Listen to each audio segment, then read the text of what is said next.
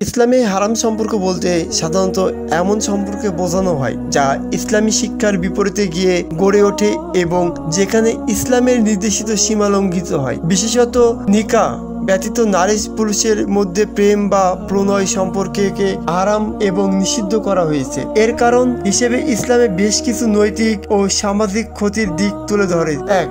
কোরআন ও সুন্নাহর নির্দেশনা। ইসলামে বিয়ের বাইরে যে কোনো সম্পর্ক কঠোরভাবে নিষিদ্ধ। আল্লাহ তাআলা বলেন, তোমরা ব্যভিচারের নিকটেও যেও না, নিশ্চয় এটা অত্যন্ত লজ্জাজনক কাজ এবং অত্যন্ত মন্দ পথ। সূরা আল ইসরা আয়াত ৩২।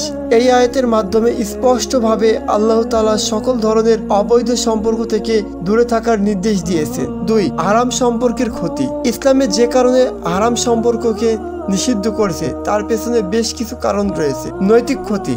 হারাম সম্পর্ক সমাজের নৈতিকতা নষ্ট করে এবং অশ্লীলতার প্রসার ঘটায়। মানুষ যখন ইসলামী নিয়ম লঙ্ঘন করে হারাম সম্পর্কে জড়িয়ে পড়ে তখন তাদের মধ্যে পাপের বোধ দূর হয়ে যায়। সামাজিক অস্থিতিশীলতা। হারাম সম্পর্ক পারিবারিক ও সামাজিক অস্থিরতা সৃষ্টি করে। বৈবাহিক সম্পর্কের বাইরে যদি সম্পর্ক গড়ে ওঠে তা পারিবারিক বন্ধন নষ্ট করে দিতে পারে এবং এর ফলে সন্তানদের উপর নেতিবাচক প্রভাব পড়তে পারে। ৩. হাদিসের নির্দেশনা। প্রিয় নবী হযরত মুহাম্মদ সাল্লাল্লাহু আলাইহি ওয়াসাল্লাম হারাম সম্পর্ক থেকে দূরে থাকার উপর জোর দিয়েছেন। তিনি বলেছেন, তোমাদের কেউ যেন তার জন্য বেগানা নারীর সাথে একান্ত মিলিত না হয়, যদি না তার সাথে মাহরাম থাকে। মুসলিম ১৩৪১।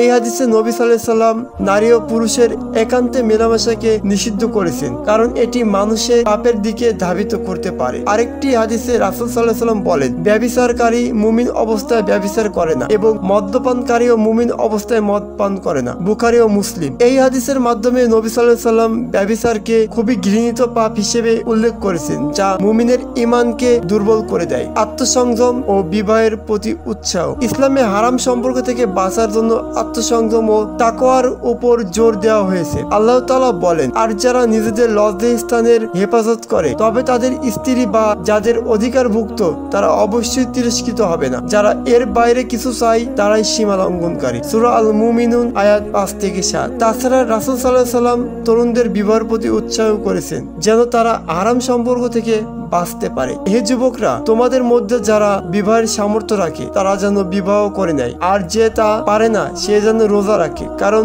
রোজা মানুষের নফসকে দমন করে। ৫. হারাম সম্পর্কের বিকল্প। ইসলামে বৈধ সম্পর্কে বলতে বিবাহের মাধ্যমে যে সম্পর্ক গড়ে ওঠে তাই অনুমোদিত। বিবাহের মাধ্যমে একজন পুরুষ ও নারী একে অপরের প্রতি দায়িত্বশীল হয় এবং তাদের সম্পর্ক আল্লাহর কাছে মাকবুল হয়। বিবাহ শুধু ব্যক্তিগত শান্তি ও সুরক্ষা দেয় না, বরং সমাজের নৈতিক ও সামাজিক শৃঙ্খলা বজায় রাখে। উপসংহার। ইসলাম হারাম সম্পর্কে নিষিদ্ধ করেছে মানুষের নৈতিকতা, পারিবারিক সম্পর্ক এবং সামাজিক স্থিতিশীলতা রক্ষার জন্য হারাম সম্পর্ক থেকে বেঁচে থাকতে হবে। তাকওয়া এবং আত্মসংযমের চর্চা করতে হবে এবং যে সম্পর্কের মাধ্যমে ভালোবাসা ও দায়িত্ব রয়েছে সেই বোধ বিবাহের সম্পর্কে উৎসাহ করতে হবে। আল্লাহ আমাদেরকে কবুল করুক।